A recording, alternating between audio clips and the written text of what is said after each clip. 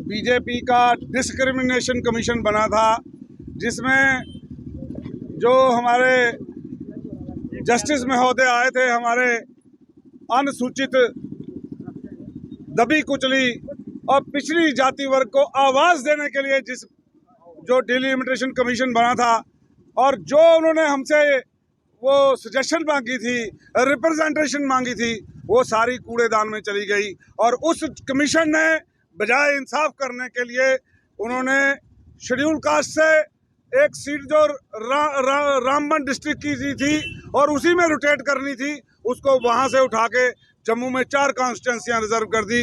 और देखें, पूरा बॉर्डर पहली बार सील कर दिया गया है। ये पाकिस्तान से तो सील कर नहीं पाए, लेकिन पाकिस्तान के खिलाफ आवाज उठाने वाले राष्ट्रभक्त लोगों का गला घोट के रख दिया इस बीजेपी ने।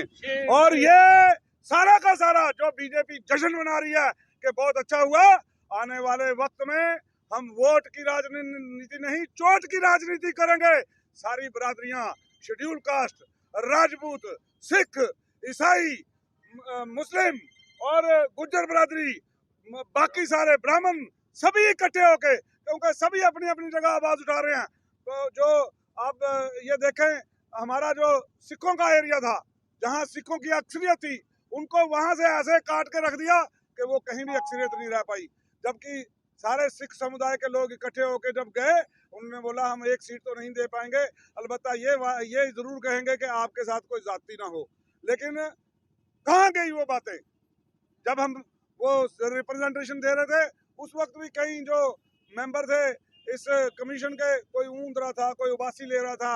और उसी वक्त मुझे लग गया कि ये हमारा इंसाफ करने नहीं आए, ये जम्मू कश्मीर घूमने आए हैं, गुश्तावे खाए।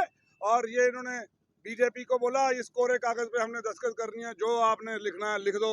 और अब जो ऑडियो वायरल हुआ है रविंदर रैना का और शक्ति परिहार जी का, उससे बिल्कुल साबित हो गया है कि जो हम पहले दिन से कह रहे हैं कि ये बीजेपी ने बनाई है। क्योंकि उसमें साफ शब्दों में रविंदर रैना कह रहे हैं शक्ति परिहार को कि ये इलाका जो है रामबन का, मैं आपको देने जा रहा हूँ, ये आपको मिलेगा, आप इनका ख्याल रखना शुरू कर दें, ताकि जो जो बीजेपी के लीडरों ने यहाँ पर कहा, वही आज परिसमन जो की रिपोर्ट आई है, जो डिलिमिटेशन डिस्क्रिमिनेशन कमीशन जिसको मैं कहूँगा, उनकी जो रिपोर्ट आई है, जो जो इन्होंने कहा था वही पूरा जम्मू कश्मीर के जहाँ जहाँ इन्होंने जो जो कहा वही उसमें प्रिंट होके आ गया। आपकी डिमांड क्या है? हमारी डिमांड ये है कि इन्होंने वादा किया था कि जम्मू में हम एक और कॉन्स्टिट्यूंसी बनाएंगे। बनानी तो क्या थी, इन्होंने जो सचेतगढ़ बनी थी 26 साल से, उसको तोड़ के जम्मू साउथ बना दी। ये कहाँ का इंसाफ किया इन्होंने हमारे साथ। रामगढ़ का एरिया है, उसको देखें, रिजर्व करने के लिए आप पहले रामगढ़ से विजयपुर दूसरी कॉन्स्टिट्यूंसी आएंगे, वहां से तीसरी में जाएंगे सांबा, सांबा से 3 किलोमीटर आगे दियानी पटवार सर्कल, पूरा 2 पंचायतें उठा के डाली। कहाँ पे? सिर्फ देवेंद्र मनियाल को फायदा देने के लिए कि वो वहाँ का लोकल कैंडिडेट बन जाए। ऐसे तो बात की गई।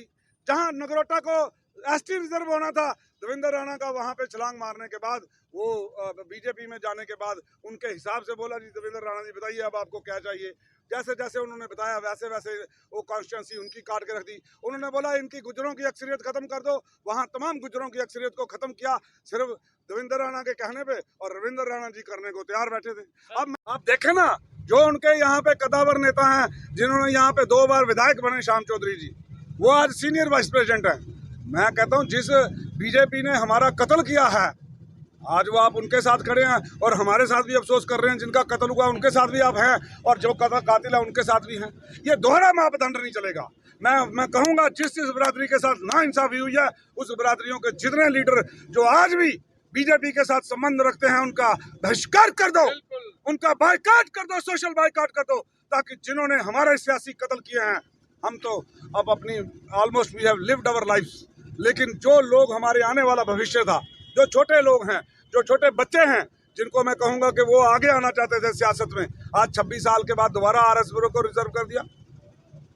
आपने रिजर्व करना था बिश्नाक और आरएस ब्यूरो को ओपन करना था, लेकिन आरएस ब्यूरो को जब इन्होंने देखा ये इलाका डालकर भी यहाँ पे अपोजिशन का नुमाइंदा जीत रहा है, तो इन लोगों को सीआईडियाँ करवा के जब इनको पता चल गया यहाँ इनका बीजेपी का कैंडिडेट नहीं जीतेगा, अपोजिशन की आवाज़ जीतेगी, तो इन लोगों ने उसको मद्देनजर रख के दोबारा रिजर्व कर दिया। सर ये